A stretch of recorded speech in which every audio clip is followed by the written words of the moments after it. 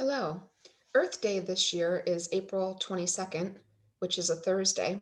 So I'm going to share some information and some suggestions of things that you could do this year, commitments that you can make in your own daily habits that can be more eco-friendly.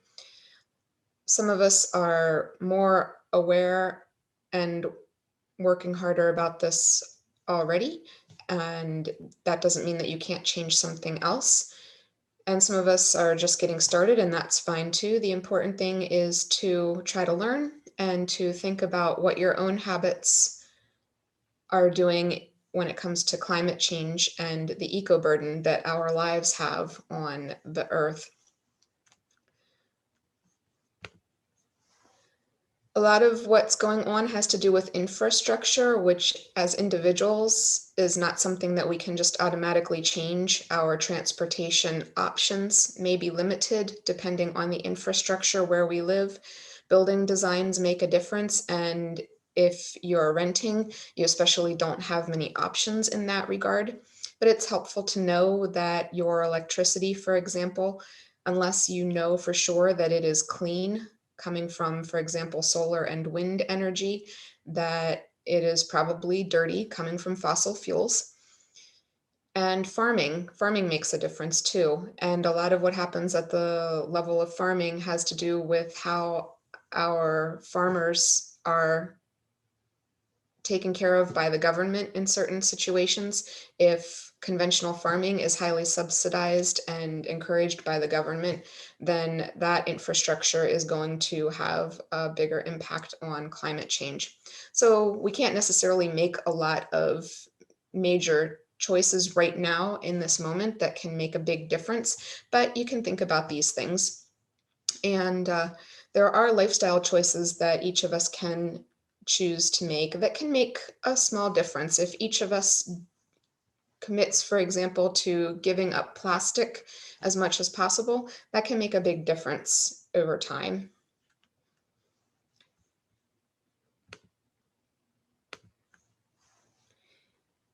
You can actually go online and calculate your own what is called carbon footprint. It's the amount of burden you put on the climate in your everyday and your monthly and annual habits. If you would like to do this, a place called footprintnetwork.org has a calculator. You'll get this home page, and then you can come down here and click on Calculate Now to find out your impact. This includes more than just food and drink options. It also has to do with transportation and the kind of residence where you live. So there's more to it than that, but the video today, we're going to focus more on food and drink options since that is the easiest thing to do just immediately. It's much easier to make an immediate decision to change something about ways in which you make food and drink options than it is to say, my home needs to have less carbon footprint, or I need to make a major change in my transportation options. These things take planning. But you can go to this and you can calculate your own footprint. It's fairly straightforward. You can think of it down to some nitty-gritty details, or it allows you to just kind of make broad stroke estimates about the way your lifestyle looks on a day-to-day basis and over the course of a year. I found out, for example, that my food and drink choices are fairly good because I have been conscious of this for a longer period of time. It's my residence that is my biggest contributor to an eco burden. And since I do not own the place where I live, I can't really make these major changes on my own. It would take a lot of work in order for that to happen. My transportation burden is down right now because I am not commuting as much during the pandemic, but once I am commuting on a more daily basis, I know that my carbon footprint with regard to transportation will increase. And again, infrastructure makes a big difference. If I don't have the option of taking mass transit to and from my job, then I have to think about the kinds of transit that I do have as an option and whether or not I can work to make that cleaner. Again, these kinds of things take time and effort, and sometimes you simply can't afford it. And in those cases, you can think about other ways of going about making a change in those regards, getting involved with the local community and how the mass transit system works, talking to politicians and other people who can make a difference in improving these mass transit situations are ways that you might be able to do that if you don't have the money to make a big change with transportation or with your residents. But you can think about these things and come back to them if they are something you would like to work on longer term. But today you can make a difference with your food and drink choices.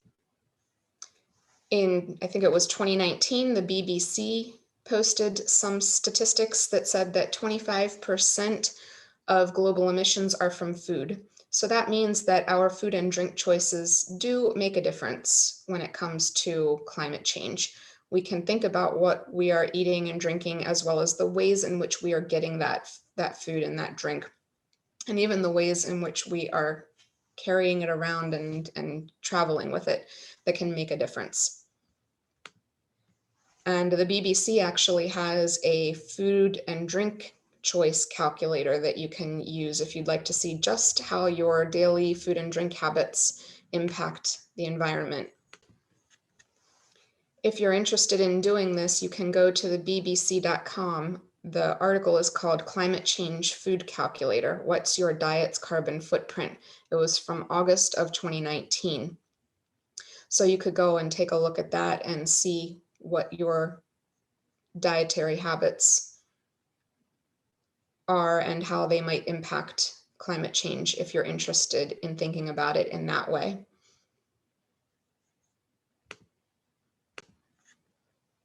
My diet's biggest impact is dairy, because dairy and meat both have a pretty big impact on the environment, all of those animals and how much it takes to farm, especially cows that emit a lot of methane gas and contribute to the greenhouse effect. That doesn't mean that we have to give up meat and dairy, but it is something to think about. It would be one way to reduce your carbon footprint, to reduce your meat and dairy, or to give one or both of them up if that was something you were thinking about anyway. Another option with food choices, if you're not ready to give up meat or dairy or simply can't, is to choose local over global, because how far your food travels actually matters. If you can get something that is produced around your region, then it has not traveled nearly as far, which means that there's less carbon footprint with regard to transportation, since pretty much all of the transportation in the food industry involves fossil fuels. It's also healthier for you because when foods are produced locally, especially when produce is picked locally, it's allowed to ripen better. And that means that it probably has more nutrients than if it was picked early so that it can travel a longer distance. And it also has time then to break down and lose some of its nutrients in the transportation process. So if you can find local foods, farmers markets are a great place for that, but some of the grocery stores have certain local foods as well. You're supporting then the local industries, and it's probably more nutritious for you and it's better for the environment. Another way to think about food choices is whether your food is conventional or sustainable. What that means is that if it was processed in a conventional way, if the food was produced in a conventional way, it means that the animals were given feed that was meant to help them be the most productive, but it wasn't necessarily the best for the environment. It means that the produce was probably treated with a lot of pesticides, which then go into the water system. And it can harm the animals, it can harm the waterways, it can harm us. Sustainable means that farmers have tried to find as many ways as possible to grow the food without doing harm to the environment, without doing harm to the animals, without burdening our water systems with a lot of pollutants. It doesn't necessarily mean that it's certified organic, and it doesn't have to be certified organic. And going to farmers markets is another great way to find out how food is produced. Local farmers will tell you how they produce their foods. Some of them do not certify organic because of the cost involved, but they might try to grow without pesticides, or they might reduce the amount of pesticides they use. So that's an option. And at the end of the day, what's important to know is that organic doesn't necessarily equate with more sustainable anyway. Sometimes organic can be just as bad as conventional. And if you're forced to choose between local or conventional or sustainable, I would say probably most of the time your better bet is to just choose local, because the less something has to travel, the less eco burden there is. Another way to think about your food and your drink is containers. These really matter because plastics are really bad for the environment. They are made from fossil fuels. They produce heat trapping gases throughout their entire process, from their production to their supposed recycling, or maybe their actual recycling. And they can end up in the waterways. They can end up being ingested by animals. Most plastic is actually not recycled, which people don't often know. We think that if we put something in a recycling bin, that they are going to recycle it and we are doing our part for the environment. But the truth is that most plastic is actually not recycled. So thinking about how much plastic you use and where you can reduce your plastic use is important. Just this morning, when I was out going to the grocery store, this is recycling day in my neighborhood, and just down my street, I saw a disposable drink cup with the plastic lid and plastic straw. Probably someone tried to make a good faith effort and put it in their recycling bin, but it ended up out on the street. So now it's going to go tumbling through, and some animal could end up eating the straw. The plastic is going to end up emitting greenhouse gases because it's not going to get recycled. It might end up in the creek, and then that's going to harm the life in the creek, and it can go out into the ocean. So it really does matter if you think about your plastics, and do as much as you can to reduce, especially those disposable plastics, even if they are supposedly recycled. Try to find reusable options, or at least repurpose things. So reusable is better than disposable. Whenever I go out, I have my stainless steel water bottle. Any reusable water bottle is fine, or you can put other drinks in it too. But drinking more water is better for the environment and better for you as well, because there's less production involved. If you can just get your tap water and filter it, that's a better option than buying canned water, bottled water, sodas, and different things like that. Making your own tea at home is better than buying a bottled tea. So that's an option. And I made a commitment a while ago, when I would get coffee or tea from a place like Starbucks, that I would take my own travel mug with me. Because just that one small thing, even if coffee containers and tea containers that you get from these places are made of paper, which is a bit more biodegradable, it's still not as good as reusing a mug like this. And some places will even give you a discount if you bring your own mug. So that's an option too, to take your own travel mug when you go to places like Dunkin' Donuts or McDonald's or wherever it is you get your coffee.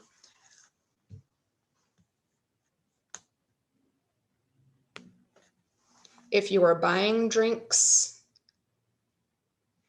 in a disposable container, then glass, aluminum, paper, and stainless steel, which is not so much, that's a reusable product, but glass and aluminum and paper are more likely to get recycled. Plastic and styrofoam are the ones to avoid. So if you can avoid those, it's best to do so. And compostable plastic is better than recyclable plastic. Of course, if your community does not compost, then that's an issue, because it's still going to contribute to greenhouse gases if it ends up in the landfill instead of getting recycled. but it's an option, and you can always start your own composting if you have a garden or if you have a lot of greenery around your property where you can use the compostable materials. There are also certain local businesses that will be more committed. Restaurants and grocery stores, for example, might be more committed to giving their compost to local farms. So you can inquire with your grocery stores and restaurants and different places and find out what they do with the food that they get rid of. Do they just throw it into the trash? Do they compost it themselves for their own garden? Do they send it off to a local farm? That's another way that you can make a small difference by supporting a restaurant or a grocery store or other business that it's involved with fresh food and food production and food sales, if they are involved in composting. And you can always just reuse or repurpose. Whether it's glass or plastic or another kind of material, if you can reuse it, it's great to reuse it. I will get some things that come in glass jars from the grocery store or the farmer's market. And when I do, even glass, even though it's recyclable and we are more likely to recycle it than we are plastics, I still will try to reuse these containers. And it saves me money because I don't have to go buying my own containers if the containers I have are wearing out or I don't have one that's the right size. I have a collection of jars of different sizes, and I will try to keep some of different sizes so that I can refrigerate, freeze, and just store. I store my dry goods in this. I store refrigerator items, and I will freeze things in these kinds of jars. But you can do it with plastic as well. I have tried to avoid getting plastic when possible, but with the pandemic, it's been hard to avoid bulk type items that come in plastic. And so what I do is I wash and I reuse the plastic if I can. If the bulk goods are safely stored in the plastic container that I got from the farmer's market, then that means that I can continue to store bulk items in it in the cabinet, or even just freeze some things in it if that's what I need to do. So don't be afraid to repurpose. And it doesn't have to be for food, right? You can use it to store other things. You can use it to make arts and crafts if you like that kind of thing. But repurposing is better than putting it into the trash or putting it into the recycling, especially if it's plastic or styrofoam and we just know they're not going to recycle it.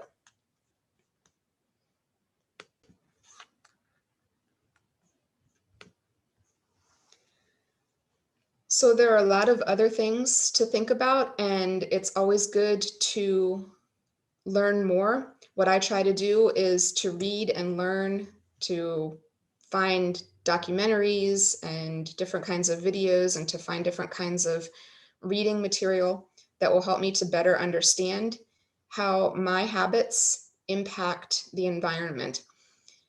And there are a lot of ways that you can make differences, make a change that will make a difference for the earth. Every year I try to increase and improve my own contributions. So I will try to find one more thing that I can do that can improve my sustainability in my practices. So I've already given up, for example, those reusable bags, and or those plastic bags, and I use my own as much as possible. I also have reusable produce bags. I got these bags at the grocery store. It's in 3 different sizes, and so I can use it for different things, a single lemon or a pound of potatoes or whatever I need. You can also make your own. If you have material and you like to sew, you can make your own bags. Using reusable bags, they wash pretty easily. I hand wash them, or I put them in a load of cold water wash, and then I line dry them. And I just reuse them whenever I go grocery shopping. Most places nowadays will let you do these kinds of things. And now with the pandemic, now that we know more about the safety of COVID on surfaces, places that were not allowing us to do these things a year ago are now allowing us to do this again. So I'm trying to get back into those habits. But you can think about your own habits and what you're doing already, and maybe find something that you can do now that will make a difference. You don't have to do a lot, even just making one change now can make a difference. Make it a habit, and then you won't think about it anymore. And then next year, you can add one more commitment. And if you keep slowly making changes, like I have done over the course of maybe the past 5 to 10 years, over time it makes a difference. And if all of us can do that, then it will make a much bigger difference. There are also books that you can get from the library if you're interested in reading more, and we can help you find those kinds of things if you get in touch with the libraries, if you're stuck finding them for yourself. So learn, grow, and all of us together can make a difference for the earth.